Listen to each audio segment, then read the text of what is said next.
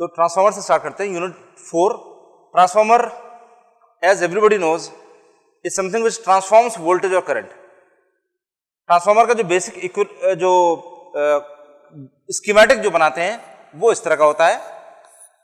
ये दिखाते हैं, ये कोर है, इस कोर पे आपने एक वाइंडिंग इधर करी हुई है, एक वाइंडिंग इधर करी हुई है। ऑब्वियसली इन दोनों के अंदर नंबर ऑफ टर्न्स कम ज्यादा है।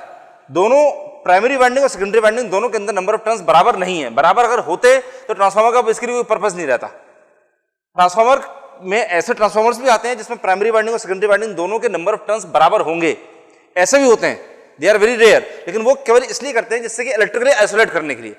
ट्रांसफार्मर्स के बारे में एक चीज ध्यान दीजिए कि आपने यहां पर पहले बेसिक वर्किंग समझ लो। यहां पर आपने वोल्टेज दिया V1, उसकी वजह से इसके अंदर करंट गई I1।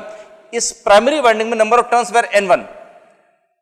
इसकी वजह से एक फ्लक्स निकलता है, वो फ्लक्स इस कोर के अंदर सर्कुलेट करना शुरू हो जाता है। उसके सर्कुलेशन की वजह से इसमें दूसरा EMF इंड्यूस होता है जिसमें नंबर ऑफ टर्न्स N2 है। तो इस V1 की वजह से यहां पर एक EMF बनता है E1, just like back EMF। DC machine में जैसे आप लोगों ने बैक EMF पढ़ रखा है, वैसे यहां पर V1 की वजह से यहां पर बैक EMF टाइप का बनता है E1। ये E1 की वजह से फ्लक्स घूमता है, इस फ्लक्स की वजह से यहां पर एक EMF आपको मिलेगा E2, और उसकी वजह से यहां पर अक्रॉस आपको यहां वोल्टेज मिलेगा V2 जिसमें करंट जारी होगी I2। अगर आपने यहां पर लोड लगा दिया तो, अगर लोड लगा दिया तो I2। So it's V1 I1 E1 N1, इधर है V2 I2 E2 N2। ये 4 और 4 इतने क्वांटिटीज हैं जो आपके काम की हैं। ऑब्वियसली आपको ये वाली चीज पता ही है कि ट्रांसफार्मर के बारे में कुछ बेसिक फंडामेंटल्स हैं जो बिल्कुल दिमाग के अंदर हमेशा के लिए आपको याद हो जाने चाहिए। पहली चीज क्या है कि transformer works only on AC, केवल AC पे काम करता है, DC के केस में काम नहीं करता। क्यों? क्योंकि transformer works on the principle of mutual induction. Transformer works on the principle of mutual induction, और म्यूचुअल इंडक्शन पर अगर वर्क कर रहा है तो इसका मतलब क्या है कि म्यूचुअल इंडक्शन तभी पॉसिबल है when there is a constant continuous change in the flux. Flux में हर समय चेंज हो रहा है, फ्लक्स बढ़ रहा है, कम हो रहा है, करंट बढ़ रही है, कम हो रही है। तो वो चीज खाली AC केस में होती है, DC में ये वाली चीज वर्क नहीं कर सकती। DC में क्या होता है, DC में there is a constant value of current. Current अगर कांस्टेंट है तो इसका मतलब क्या है, Faraday's laws of electromagnetic induction क्या बोलती हैं, E is equal to minus N d∅/dt। ये तो होता है change in flux upon change in time. तो अगर change in flux is 0, d∅ की वैल्यू 0 अगर हो गई, इसका मतलब average EMF induced is 0। EMF induced is 0, ठीक है। तो EMF इंड्यूस्ड 0 हो जाएगा, इसका मतलब EMF इसमें इंड्यूस हो गई नहीं। तो अगर इसी चीज में अगर आप DC दे दें तो क्या होगा, अगर आप DC देते हैं तो E1 इंड्यूस नहीं होगा। E1 अगर इंड्यूस नहीं होगा तो फ्लक्स के अंदर घूमेगा नहीं, फ्लक्स नहीं घूमेगा तो यहां पर E2 इंड्यूस नहीं होगा, इसका मतलब I2 V2 कुछ भी नहीं रहेंगे। V1 रहेगा, V1 की वजह से हो सकता है I1 भी फ्लो कर जाए, I1 भी फ्लो कर जाए थोड़ा बहुत, I not, no load current, उसके बाद छोटा सा वैल्यू की करंट की फ्लो जाएगी, दैट्स ऑल, ठीक है। इसलिए ये DC के ऊपर वर्क नहीं कर सकता, तो AC के ऊपर वर्क करता है। सेकेंडली, ट्रांसफार्मर ट्रांसफॉर्म्स वोल्टेज और करंट, वोल्टेज या करंट दोनों को ट्रांसफॉर्म कर देगा एट सेम पावर। पावर की वैल्यू सेम रहेगी, पावर कम नहीं होगी, ज्यादा नहीं होगी। तो मतलब क्या है, कितनी पावर आपने इसके अंदर दी थी, V1 I1। So V1 I1 assuming unity power factor, V1 I1 is equal to V2 I2। Transformer के बारे में ये हमेशा अप्लाई करेगा, V1 I1 will be equal to V2 I2, ये हमेशा सेम रहेंगे, इसमें कम ज्यादा नहीं हो सकता। ऐसा नहीं हो सकता कि आपके अंदर कम पावर फीड कर रहे हैं और ज्यादा पावर यहां से मिलनी शुरू हो जाएगी। बट प्लीज रिमेंबर कि इसमें मैंने यूनिटी पावर फैक्टर यहां पे मैंने बोल दिया था, बट यूनिटी पावर फैक्टर से मतलब नहीं है। मतलब क्या है, आपने वोल्टेज और एम्पियर का प्रोडक्ट क्या बोलते हैं उसको, VA। कौन सी पावर बोलते हैं उसको, पावर 3 तरह की होती है, एक्टिव, रिएक्टिव और एपरेंट। VA कौन सी होती है, voltage into current. True power is VI cos phi, reactive power is VAR, यानी कि VI sin phi। VA कौन सी होती है, एपरेंट पावर, ठीक है। ये वाली चीज मैं फंडे आपको क्लियर कर देता हूं अभी थोड़ी देर में। तो VA यानी कि एपरेंट पावर आपने जितनी इसके अंदर भेजी है उतनी ही एपरेंट पावर यहां पे मिलेगी। एक्चुअली एपरेंट बोलना चाहिए नहीं इसको, एपरेंट एक गलत वर्ड है। एपरेंट से आपको ऐसा लगता है कि जैसे दिख रही है, ये इतनी है नहीं, एक्चुअली वो चीज ठीक नहीं है। मैं 1 मिनट में आपको फंडा क्लियर कर देता हूं कि अपरेंट पावर, ट्रू पावर और रिएक्टिव पावर क्या क्या क्या चीजें होती है। VA अपरेंट पावर ऐसा है, ये ट्रायंगल आपने देखा होगा, इसमें this is VI cos phi, where this is phi, this is VI sin phi, ठीक है। और ये phi क्या है? phi is the angle between voltage and current. अगर आपने यहां पर मान लीजिए एक सिग्नल एक सप्लाई दे रखी होती एक लोड पे, और इस लोड के अंदर ये वोल्टेज जाता V और इसके अंदर करंट जाता I, तो इस ये V अगर ऐसा है और I अगर ऐसा है, तब इन V और I के बीच में जितना एंगल है दैट इज phi, ठीक। लोड में इस एंगल को देख करके आपको समझ में आ रहा है कि लोड किस तरह का लगा होगा, क्या क्या चीजें लोड के अंदर लगी हुई हैं, रेजिस्टेंस और इंडक्टेंस लगी हुई हैं, तब ये लैगिंग पर, ठीक है। तो ये phi वो वाला phi है जो phi V और I के बीच में आ रहा है। अच्छा, अब क्या है इसका रोल देखिए कि ये तीनों पावर्स के अंदर फर्क क्या है। VI is the apparent power. Apparent power, उसको अपरेंट कहना ठीक नहीं है, एक्चुअली क्या है, VI वो वाली पावर है जो ये सप्लाई में से दी जा रही है। VI वो वाली पावर है, वो वाली ज्ञान गंगा है जो मैं यहां पर खड़ा होकर बहाता हूं।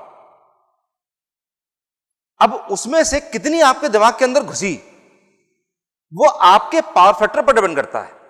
आपने दिमाग के क्लास के अंदर बैठ के कितना दिमाग लगाया, कितना आपने पहले से प्रिपरेशन कर रखी थी, कितनी चीजें फंडे आपके क्लियर थे, कितना आपने यहां पे ध्यान दिया, कितनी चीजें आपको समझ में आई, कितनी चीजें आपको एसेंशियली दिमाग में घुसी। मैंने यहां पे 10 टॉपिक पढ़ाए, तो 10 में से आपके दिमाग के अंदर कितने गए, that depends upon your power factor.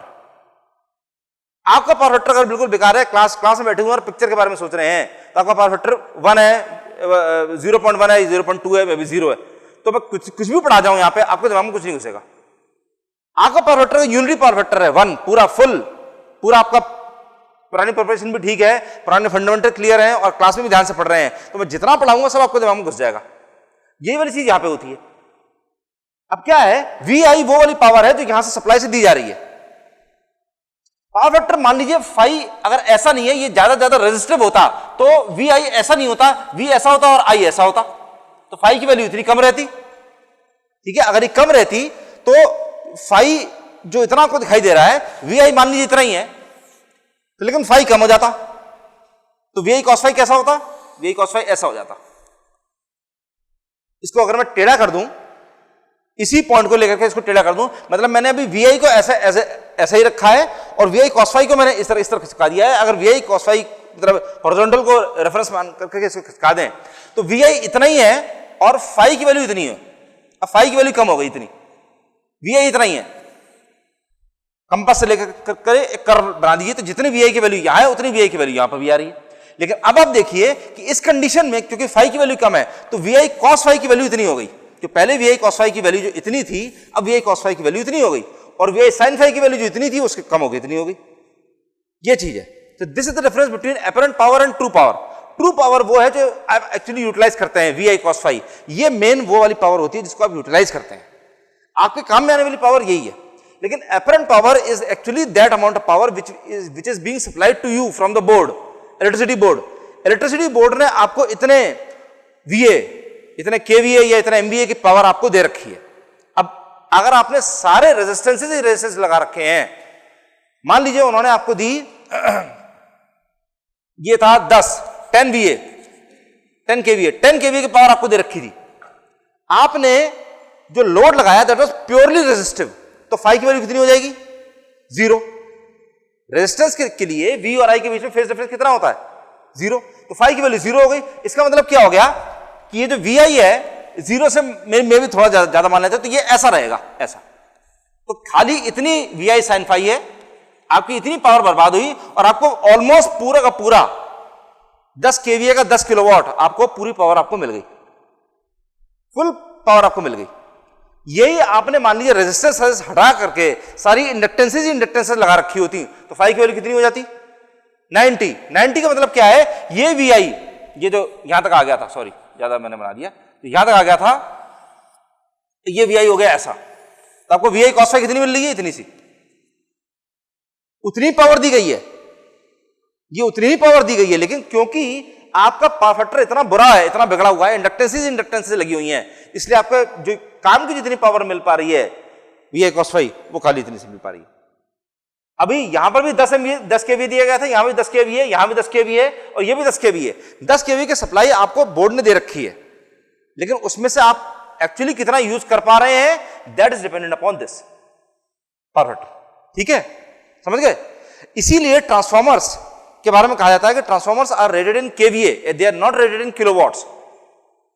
इसका रीजन जो है वो आपकी किताबों के अंदर गलत लिखा हुआ है, बिल्कुल पूरी तरह से गलत लिखा हुआ है कि उसमें यह लिखा हुआ है कि iron losses are proportional to voltage and copper losses are proportional to current, इसलिए वोल्टेज इनटू करंट के प्रोपोर्शनल इसको रेटिंग करते हैं इसके केवीए में। दिस इज टोटली रॉन्ग, ये बिल्कुल गलत रीजन है। इस रीजन का कोई मतलब नहीं है, कोई सिर पैर नहीं है, बिल्कुल बेकार की चीज है। ट्रांसफॉर्मर की रेटिंग केवीए में क्यों होती है? क्योंकि आपको यह नहीं पता कि ट्रांसफॉर्मर जिस लोड को सप्लाई देने वाला है वो लोड का पावर फैक्टर क्या है। ट्रांसफॉर्मर आपने दे दी, ये ट्रांसफॉर्मर की रेटिंग 10 केवीए की है, 10 MVA की है, इतनी पावर वो आपको दे सकता है। उस पावर में से आप कितने अपने काम में लाएंगे depends upon your power factor. अगर आपका पावर फैक्टर बहुत अच्छा है तो 10 MVA जो आपको दिया गया है उसमें से 8 MVA या 9 MVA आप अपने काम में ले आएंगे। अगर आपका पावर फैक्टर बहुत बेकार है तो हो सकता है वही 10 MVA मैं अभी भी दे रहा हूं, लेकिन क्योंकि आपका पावर फैक्टर इतना बिगड़ा हुआ है तो हो सकता है आप उसमें 2 या 3 MVA ही काम में लेके आ पाए। तो हमको किलोवाट के टर्म्स में किलोवाट 10 MVA मैंने दिया, आपके काम में आई 8 किलोवाट। 10 MVA मैंने दिया, पावर फैक्टर बहुत बुरा था, आपके काम में आई 2 किलोवाट। ठीक, तो इसको इस तरह समझिए कि जितना सप्लाई दी जा रही है, जितना मैं यहां से पावर सप्लाई कर रहा हूं, उसमें से आपके काम में आने वाली पावर, ट्रू नॉलेज, वो है जो आपके दिमाग के अंदर घुसी, वो डिपेंड करती है आप सब लोगों के अपने पावर फैक्टर पर। ठीक है, तो इसलिए बेसिकली क्या है कि ट्रांसफार्मर के बारे में कहते हैं V1I1 is equal to V2I2। इसका मतलब क्या है, जितनी पावर, ट्रू पावर, जितनी अपरेंट पावर जितनी आपने यहां पर दी उतनी पावर आपको यहां पर मिल जाएगी। लेकिन अब अगर आपने यहां पर लोड लगा रखा है, एक रेजिस्टेंस है, एक इंडक्टेंस ही, तो जितनी पावर आप यहां पर जनरेट कर पाएंगे, ट्रू पावर जो होगी, that will be equal to VI cos phi, और cos phi depends upon the load. इसलिए वो पावर जो किलोवाट में आपको मिलेगी वो उसकी वैल्यू काफी कम हो चुकी होगी। ठीक, अच्छा, अब एक और बहुत इंपॉर्टेंट फंडामेंटल, ट्रांसफॉर्मर का बेसिक वर्किंग किस बात पर डिपेंड करती है? Average EMF induced per turn is constant. ये है मेन चीज, इसको ध्यान से पहले समझिए। Average EMF induced per turn is constant.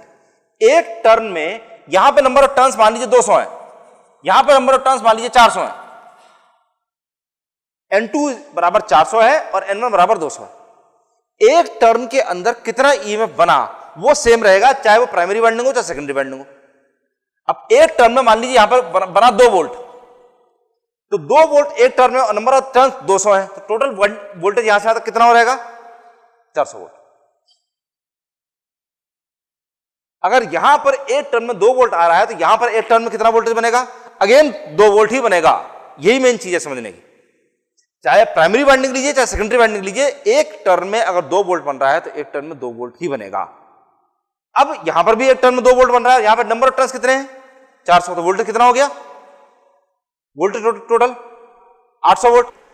एक टर्न में 2 वोल्ट है और टोटल नंबर ऑफ टर्न्स 200 है, तो 200 बराबर 200 गुना 2 बराबर 400 वोल्ट यहां पर बन रहा है। एक टर्न में 2 वोल्ट है और 400 टर्न है, तो 400 into 2 मतलब 800 वोल्ट यहां पर बन रहा है, तो यहां पर आपको मिल रहा है 800 वोल्ट। यही वो तरीका है जिस तरीके से ट्रांसफॉर्मर से आप वोल्टेज की वैल्यू कम या ज्यादा कर सकते हैं। दिस इज द वे, यही तरीका होता है। सेकेंडरी साइड के नंबर ऑफ टर्न्स अगर आप कम कर देंगे तो वोल्टेज कम हो जाएगा, सेकेंडरी साइड के नंबर ऑफ टर्न्स बढ़ा देंगे तो वोल्टेज की वैल्यू बढ़ जाएगी। ये बड़ी सिंपल चीज है। और ये वाली बात भी बड़ी ऑब्वियस है, V1I1 इक्वल टू V2I2, तो V2 की वैल्यू अगर बढ़ जाएगी तो करंट की वैल्यू होगी, कम होनी है, क्योंकि इनका प्रोडक्ट वो बराबर रहना ही रहना है। ठीक, V1 I1 के बराबर जितना प्रोडक्ट निकल के आ रहा था वही वैल्यू इसकी रहनी ही रहनी है। अब ऐसे में अगर V2 बढ़ाते जाते हैं तो I2 की वैल्यू कम होती जाएगी। से फॉर एग्जांपल ऐसा है कि मान लीजिए V1 की वैल्यू 100 थी और I1 की वैल्यू 10 थी, तो यहां पर था 1000। V2 की वैल्यू अगर 200 है और तो I2 की वैल्यू कितनी होनी चाहिए? 5। अगर V2 की वैल्यू 400 हो जाती है तो इसकी वैल्यू कितनी होनी चाहिए? 2.5। ठीक, इसकी वैल्यू अगर 100 हो जाती है तो इसकी वैल्यू कितनी होनी चाहिए? 10। इसकी वैल्यू अगर 50 हो जाती है तो कितनी होनी चाहिए? 20। समझ गए सब लोग? V1 I1 बराबर V2 I2। और अगर आप इसके नंबर ऑफ टर्न्स कम ज्यादा करते जा रहे हैं, बाय द वे ये वाली चीज भी क्लियर हो जानी चाहिए कि N2 बढ़ा देंगे तो V2 की वैल्यू बढ़ेगी कि कम होगी? बढ़ जाएगी। Just correct. N2 बढ़ा देंगे तो N2 अपने बढ़ा दिया, 200 के मुकाबले 400 कर दिया, N2 की वैल्यू बढ़ा दी तो वोल्टेज की वैल्यू बढ़ जाएगी। यही आप 400 के बजाय अगर ये 800 नंबर ऑफ टर्न्स कर देते तो वोल्टेज कितना बनता? 1600 वोल्ट। नंबर ऑफ टर्न्स बढ़ाते चले जाइए, वोल्टेज की वैल्यू बढ़ती जाएगी। और वोल्टेज की वैल्यू अगर बढ़ती चली जाएगी, 200 से 400 अगर हो गया तो करंट की वैल्यू कम होती जाएगी। ये तो अब इस बेस पर हम ये आइडेंटिफाई कर सकते हैं कि V1 I1 equal to V2 I2। तो हम इस तरह बोल सकते हैं कि V1 upon V2 is equal to N1 upon N2। N1 की वैल्यू बढ़ेगी तो V1 की वैल्यू बढ़ेगी, या N2 की वैल्यू बढ़ेगी तो V2 की वैल्यू बढ़ेगी, N2 कम होगा तो V2 भी कम होगा। And this is equal to I2 upon I1। इससे अगर आप क्रॉस मल्टीप्लाई कर दीजिए तो आपको मिल जाएगा कि I2 अपॉन I1। तो वोल्टेज और नंबर ऑफ टर्न्स ये दोनों डायरेक्टली प्रोपोर्शनल है एक दूसरे के, एक बढ़ेगा दूसरा ही बढ़ेगा, लेकिन करंट वो वोल्टेज और नंबर ऑफ टर्न्स के इनवर्सली प्रोपोर्शनल है। ये बड़ी सिंपल से ऑब्जर्वेशन है जो इसमें क्लियर हो जाना चाहिए। अच्छा, और ट्रांसफॉर्मर्स बेसिकली दो तरह के होते हैं, कोर टाइप और शेल टाइप। मैं बेसिक चीज आपको बताता हूं, डिटेल में डायग्राम जो है वो आप देख लीजिएगा किताबों के अंदर। Core type, shell type. Core type basically क्या होती है? जब आप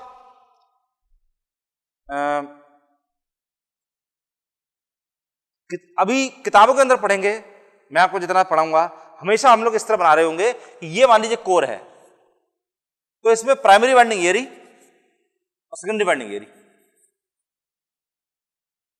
प्रैक्टिकली ट्रेनिंग करने के लिए कई लोग निकलेंगे, ट्रांसफार्मर्स की ट्रेनिंग करेंगे, प्रैक्टिकली जाके अगर आप देखते हैं तो आपको समझ में आएगा कि इस तरह से वाइंडिंग नहीं करी जाती है।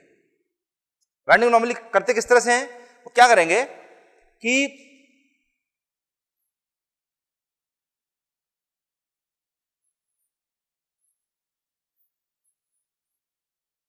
इसको अगर आप ऊपर से देखें तो आपको एक ये दिखाई देगा, एक ये दिखाई देगा। क्या दे रहा है? ठीक है, टॉप व्यू ऊपर से अगर आप देखते हैं तो ये दिखाई देगा ऐसा, ये दिखाई देगा ऐसा, नॉट नेसेसरली सर्कुलर, ऐसे से दिखाई दे जाएंगे इनको टॉप व्यू। तो बेसिकली करते क्या है, primary winding will be like this, secondary winding will be like this. तो प्राइमरी वाइंडिंग के बजाय ये बोला जाए कि शायद लो वोल्टेज वाइंडिंग अंदर रखते हैं और हाई वोल्टेज वाइंडिंग उसके ऊपर लपेट देते हैं। तो मतलब यहां से यहां तक ये पूरा का पूरा ये लो वोल्टेज वाइंडिंग के दो तार इसमें से बाहर आ रहे हैं और इसी के ऊपर फिर आपने हाई वोल्टेज वाइंडिंग, इस पे इंसुलेशन करने के बाद में हाई वोल्टेज वाइंडिंग भी आपने इसमें कर रखी है और इसमें से दो तार इसमें से बाहर आ रहे हैं। जैसे मान लीजिए जो कोर है, इस कोर के ये जो दो लिम्ब है, इसमें बेसिकली क्या करेंगे, इसमें आपने पहले पूरे में लो वोल्टेज वाइंडिंग पूरी टाइट करके एकदम पूरी रैप कर दी, पूरी यूं करके, और फिर इसके ऊपर हाई वोल्टेज वाइंडिंग फिर से वो रैप कर दी। और ऑब्वियसली दोनों इंसुलेट करके रखते हैं, इंसुलेशन करना बड़ा जरूरी है। ठीक है, तो this is basically the real construction of transformers. Actually बड़े बड़े पावर ट्रांसफॉर्मर जब आपको दिखाई देंगे तो इस तरह का कंस्ट्रक्शन दिखाई देंगे। तो ये कोर टाइप हो गया। और शेल टाइप बेसिकली क्या होता है? शेल टाइप वो होता है कि जिसमें कोर का कंस्ट्रक्शन उल्टा होता है, कोर इस तरह की होती है, ये हो गया इस तरह करके। तो इसमें बीच में आपने प्राइमरी वाइंडिंग ये कर दी और सेकेंडरी वाइंडिंग इसके ऊपर आपने लगा दी, लो वोल्टेज वाइंडिंग और हाई वोल्टेज वाइंडिंग इसके ऊपर। ये जैसे बेसिकली कंस्ट्रक्शन। बाकी डिटेल्ड डायग्राम्स अगर आप किताबों के अंदर देखेंगे तो बड़े अच्छे फोटोग्राफ्स दे रखे होते हैं, सर हर किताब में दिए हुए हैं, फोटोग्राफ देखते हैं आपको क्लियर हो जाएगा। ठीक। Now let us come down to the EMF equation. EMF equation बड़ा आसान सा है और वो खाली एक फॉर्मूले के ऊपर बेस्ड है, और वो एक फॉर्मूला कौन सा है, यहां से जो मैंने मिटा दिया है, is equal to minus N D phi over D T. तो इतना आपको पता है, average EMF induced is equal to minus represent the Lenz law. Minus का मतलब खाली ये कि साइन उल्टा हो जाएगा, तो साइन उल्टे होने का बहुत बड़ी वैल्यू है, आगे जाके क्लियर होगी। अभी फिलहाल आप खाली अपने दिमाग में ये वाली चीज संभाल के रख लीजिए कि साइन उल्टा जो हो रहा है उसकी वजह से बहुत बड़ी प्रॉब्लम आगे आ जाती है पैरेलल ऑपरेशन में। पैरेलल ऑपरेशन के टाइम में पढ़ेंगे 5th यूनिट में। तो फिलहाल आप ये समझ लीजिए कि E is proportional to D phi over D T. Minus मैंने फिलहाल यहां छोड़ दिया, माइनस को मतलब नहीं, साइन चेंज है केवल। तो D phi over D T, average EMF induced is proportional to D phi over D T. अब देखो ये साइकिल है, ये टाइम एक्सिस, ये flux axis phi. So this is phi M, यहां तक फाई एम है, और ये टाइम एक्सिस है। अगर इस सप्लाई की जो फ्रीक्वेंसी थी that was F hertz, F cycles पर सेकेंड या एफ हर्ट्ज,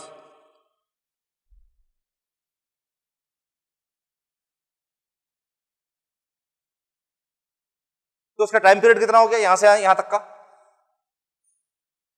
टाइम पीरियड कितना है, कितने सेकंड्स का हो गया। फ्रीक्वेंसी और टाइम पीरियड में फर्क क्या होता है, मतलब कैसे रिलेशन होता है, इनवर्स होते हैं, inversely proportional, they are inverse. Time period, इसका time period t is equal to 1 by f, that's all. तो frequency is equal to 1 upon t। Simple चीज होती है, ठीक है, सिंपल चीजें कंफ्यूज कर जाती हैं आगे जाकर के। तो t is equal to 1 by f, तो यहां से तक का टाइम है that is 1 by f seconds. अगर यहां से तक का 1 बाय f सेकंड्स है तो ये कितना होगा, 1 बाय 4f, ठीक है, 1 बाय 4f यानी कि t बाय 4, ये this is basically t by 4 यानी कि 1 बाय 4f, ये हो गया। तो 1 बाय 4f सेकंड्स के अंदर this rises from 0 to phi m, तो डी फाई की वैल्यू फाई m माइनस 0 और dt की वैल्यू 1 बाय 4f माइनस 0, ये तो हो गया।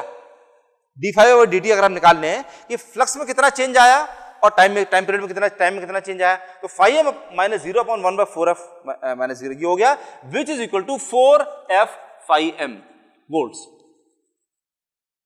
खत्म, डेरिवेशन खत्म, एक स्टेप का बस। अब क्या है, ये एवरेज ईएमएफ की वैल्यू है। अगर एवरेज ईएमएफ की वैल्यू ये है per turn, this is the value for average EMF induced per turn is equal to 4f phi m volts. अगर एवरेज ईएमएफ की पर टर्न की वैल्यू ये है तो आरएमएस वैल्यू इसकी कितनी हो जाएगी। आरएमएस के लिए क्या करते हैं, फॉर्म फैक्टर से मल्टीप्लाई कर देते हैं। आरएमएस वैल्यू निकालने के लिए जस्ट मल्टीप्लाई दिस बाय √2 और 1.11, that's all.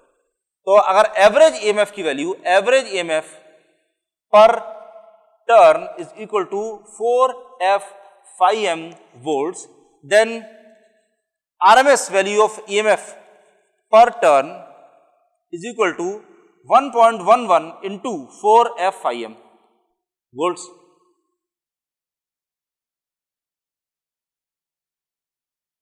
Total number of turns in primary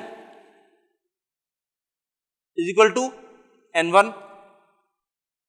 अगर एक टर्न में, ये चीज मैंने यहां पे बताई थी कि एवरेज ईएमएफ इंड्यूस पर turn that is equal to 2 volts. यहां पर आप बताया था आपको 2 वोल्ट, एक टर्न के अंदर 2 वोल्ट अगर बन रहा है तो 400 टर्न के अंदर 200 टर्न के अंदर आपको 400 वोल्ट मिल जाएगा, right.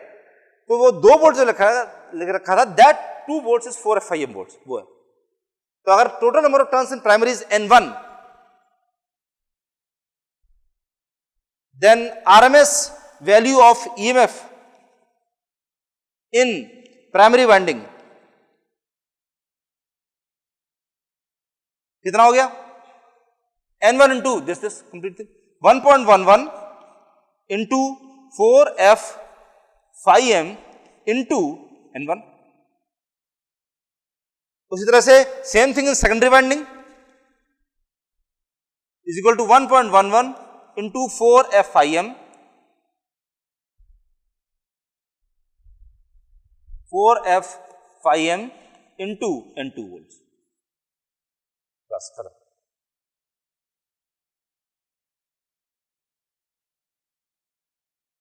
This is the value for EMF equation, ये EMF इक्वेशन होगी।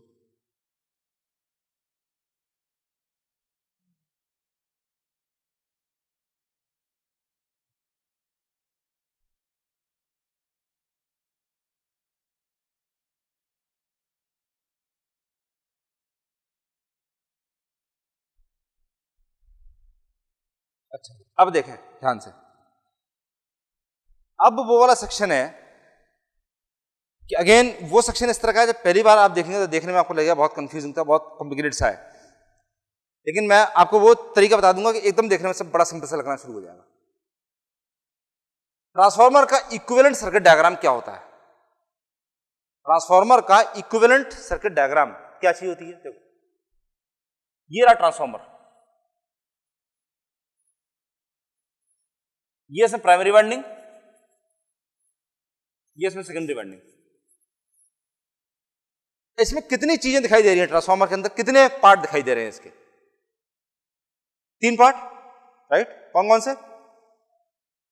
प्राइमरी वाइंडिंग, सेकेंडरी वाइंडिंग और कोर, खाली 3 ही पार्ट है, खत्म। इक्विवेलेंट सर्किट डायग्राम भी जब आप इसका बनाएंगे तो उसके अंदर खाली 3 ही चीजें होती हैं, तीनों के अपने अपनी वैल्यूज होती हैं, बस और कुछ नहीं। इक्विवेलेंट सर्किट डायग्राम अगर आप बनाएं, पूरा बनके जब निकलेगा तब कंफ्यूजिंग लगेगा, लेकिन जिस टाइम बना रहे होंगे उस टाइम बड़े आसानी से समझ में आ जाएगा। अभी देखिए, ये प्राइमरी वाइंडिंग है, ये वाइंडिंग क्या है? तार है, तार के कई सारे टर्न आपने दे रखे हैं, इसका मतलब टर्न दे रखे हैं, इसका मतलब उसके अंदर इंडक्टेंस है, इंडक्टेंस है ही तभी तो वो काम कर रहा है, वरना काम ही नहीं करता विद इंडक्टेंस। अच्छा, और इसके अलावा वो तार की अपनी कुछ ना कुछ रेजिस्टेंस भी है, ठीक? मैंने एग्जैक्टली अभी तक आपको ये नहीं बताया कि ट्रांसफार्मर की वर्किंग किस तरह से होती है, वो भी इक्विवेलेंट सर्किट डायग्राम से मैं आपको समझा देता हूं कि एक्चुअली इसकी वर्किंग किस तरह की होती है। तो ये तार के अंदर अपनी एक रेजिस्टेंस भी है और अपनी एक इंडक्टेंस, रेजिस्टेंस भी है, इंडक्टेंस भी, दैट्स ट्रू। उसी तरीके से सेकेंडरी वाइंडिंग, उसकी भी रेजिस्टेंस है, इंडक्टेंस है। प्राइमरी वाइंडिंग की रेजिस्टेंस, रिएक्टेंस, सेकेंडरी वाइंडिंग की resistance, reactance.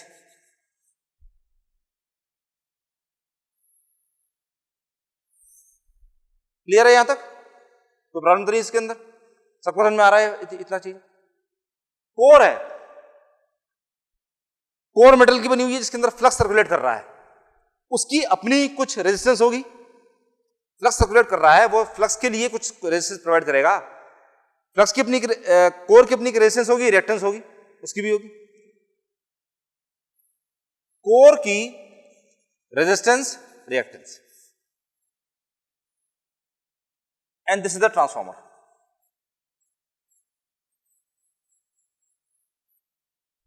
Complete circuit diagram. अब देखने में कॉम्प्लिकेटेड सा लगेगा, और अभी भी अगर पूरा कॉम्प्लिकेटेड नहीं लग रहा तब इनकी लेवलिंग कर दीजिए। R1 X1, प्राइमरी वाइंडिंग की values R1 X1, secondary winding की वैल्यूज R2 X2, कोर की values this is actually R0 and X0, लेकिन उसके बजाय हम इसको इनवर्स के टर्म्स में प्रेजेंट करते हैं, सो this is G0 and B0।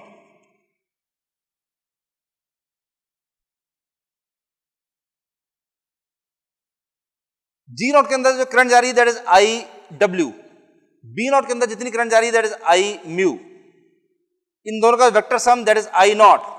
इसके अंदर जो करंट गई दैट इज I2 डैश, जो मेन करंट जो यहां सप्लाई ली गई दैट इज I1, यहां पर जो voltage supply voltage was V1, जितना बैक ईएमएफ यहां पर बना that was E1, this is N1, this is N2, इसकी वजह से यहां जितना ईएमएफ बना।